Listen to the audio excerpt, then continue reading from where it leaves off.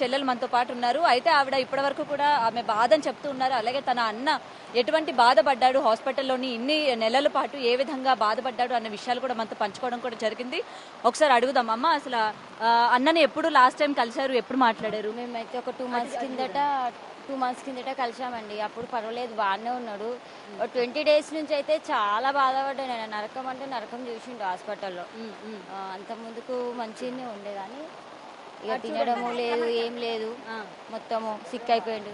ఇక kidney problem వల్ల లివర్కి కూడా ఇన్ఫెక్షన్ అయింది అన్నారు. ఇక దాంతో లంగ్స్ శ్వాస పీల్చుకోవడం ఇబ్బందిగా అయిపోయింది. వెంటిలేటర్స్ మీద పెట్టి ఇక లాస్ట్ 20 డేస్ ఇదే నడిచింది. 10 డేస్ నుంచి అయితే చాలా ఘోరం.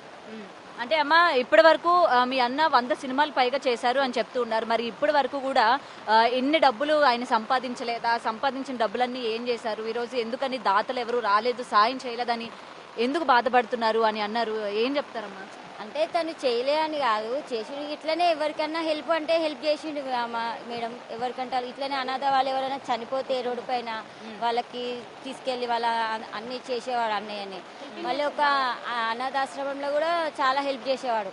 చాలా ఏజ్ ఉన్న వాళ్ళకి ఇక్కడ బోడుప్పలో ఒకటి అనాథాశ్రమం ఉంది, అక్కడ మొత్తం చూసుకునేవాడు తనే అందరికి. మళ్ళీ ఫ్యామిలీలో కూడా అందరికి తనే పెద్దవాడు కదా, చూసుకునేవాడు. అట్లా అందరికి సహాయం చేసేవాడు. హెల్పింగ్ నేచర్ చాలా ఉంటుండే తన దగ్గర. ఇంకా వచ్చిందల్లా అట్లనే ఉండేది ఆయనకి. ఇది నాకు పక్కకు అన్నట్టు ఉండకపో, ఎవరికంటే వాళ్ళకి ఏది లేదన్నా కూడా కావాలన్నా కూడా ఇచ్చేవాడు తీసుకు.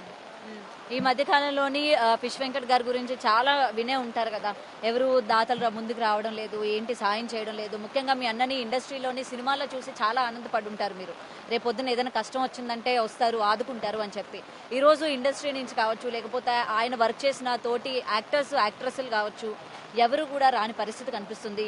ఇవాళ ఇండస్ట్రీ గురించి ఏం చెప్తారు? ముఖ్యంగా ఇన్ని ఏళ్ళు మీ అన్న ఇండస్ట్రీని నమ్ముకొని ఉన్నాడు కాబట్టి ఏం చెప్తారు? ఇంకా చేసినారు, వాళ్ళ వంతున వాళ్ళు సాయం చేసినారమ్మా. చేయలేరని మొత్తం అని అనలేము ఎవరిని.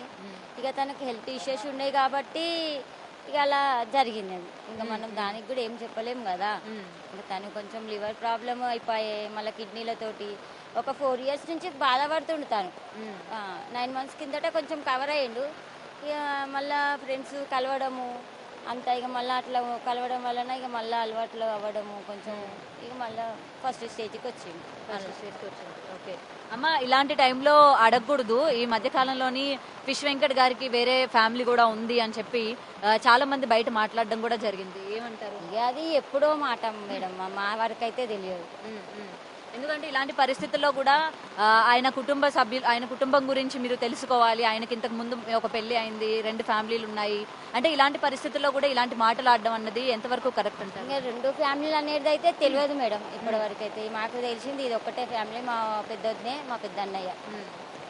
ఓకే, సో ఇదండి ప్రెసెంట్ అయితే అటు వాళ్ళ కుటుంబ సభ్యులు కావచ్చు, ప్రతి ఒక్కరు కూడా ఏ విధంగా ఫిష్ వెంకట్ ఉండేవాడు, ఏ విధంగా వీళ్ళతో నడుచుకునేవాళ్ళు, అలాగే ఇండస్ట్రీ పరంగా వీళ్ళు ఎంత సహాయం చేశారు. ఇండస్ట్రీ కూడా సహాయం చేయలేదని చెప్పలేం, కానీ ఇలాంటి పరిస్థితుల్లో కొంతమంది వరకు ఆదుకున్నారు అని అయితే వాళ్ళ చెల్లి మనతో పాటు మాట్లాడుతున్న పరిస్థితి ఉంది. అండ్ ఇక్కడ ఆయన చూడడానికి చాలా మంది, ఇంత వర్షం ఉన్నప్పటికీ ఆయన చివరి చూపు చూసుకోవాలి, ఆయన్ని సాగనంపాలి, ఎలా అయినా సరే ఆనందంగానే సాగనంపాలి, ఎవరు లేరు అన్నట్టు ఆయన్ని పంపకూడదు అనుకొని ఇక్కడ మనం గ్రేవ్ యార్డ్ లో కనుక చూసుకున్నట్లయితే చాలా మంది ఇక్కడ దాదాపు వాళ్ళ కుటుంబ సభ్యులే కాకుండా చాలా మంది అతన్ని అభిమానించే అభిమానులు కూడా ఇక్కడ ఉన్నారు. అతన్ని చూడడానికి చాలా దూరం నుంచి వచ్చారని కూడా చెప్తూ ఉన్నారు.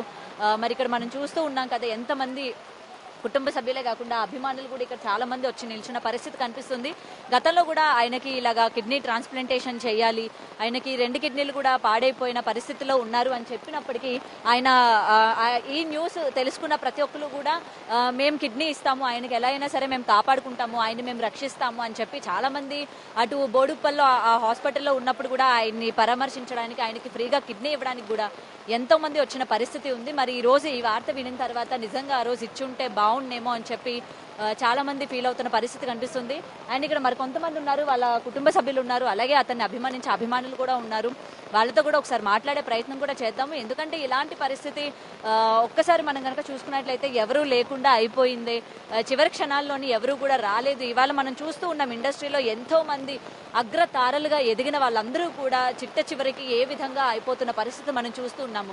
అయితే ఫిష్ వెంకట్కి సంబంధించి ఆయన సంపాదించిన డబ్బులన్నీ కూడా ఏం చేశారు, ఎక్కడ పెట్టారు, కొన్ని కోట్లల్లో ఆయన సంపాదించే ఉంటారు కదా, దాదాపు 100 నుంచి 150 సినిమాల వరకు యాక్ట్ చేశారంటే చిన్న విషయం కాదు. ఈ మధ్య కాలంలో ఒక యాక్టర్ ఒక మూవీ చేసి మళ్ళీ రెండో సినిమాకి కనిపించాలంటేనే పెద్ద గగనం అని చెప్పుకోవచ్చు. మళ్ళీ అలాంటి పరిస్థితుల్లోని 100కు పైగా గుర్తింపు తెచ్చుకునే క్యారెక్టర్స్ చేసిన ఆయన ఈరోజు ఈ విధంగా ఉండడం అన్నది మేము జీర్ణించుకోలేకపోతున్నాము అని చెప్పి అతని కుటుంబ సభ్యులు కావచ్చు, లేకపోతే అతని అభిమానులు కావచ్చు, చాలా మంది మాట్లాడుతున్న పరిస్థితులే మనం ఇక్కడ చూస్తూ ఉన్నాము. అయితే ఇక్కడ ఆడ మగ చిన్న పెద్ద తేడా లేకుండా ప్రతి ఒక్కరు కూడా అతన్ని చివరి చూపు చూసుకోవడానికి ఇక్కడికి చాలా మంది తరలి వచ్చారు. ఇక్కడ ముఖ్యంగా మనం మెచ్చుకోదగ్గ విషయం ఏంటంటే ఇటు గబ్బర్ సింగ్ టీం మనతో పాటు చాలా మంది వర్క్ చేస్తారు. కానీ మన చివరి క్షణాల వరకు వచ్చేది కొంతమంది అనుకోవడంలోని ఏమాత్రం కూడా సందేహం లేదు. అలాంటి వ్యక్తుల్లోని ఈరోజు గబ్బర్ సింగ్ టీం ఒకరు కూడా అని చెప్పొచ్చు. ఎందుకంటే స్టార్టింగ్ ఆయన హాస్పిటల్ దగ్గర నుంచి ఈరోజు ఆయన ఆఖరి పరిస్థితి వరకు కూడా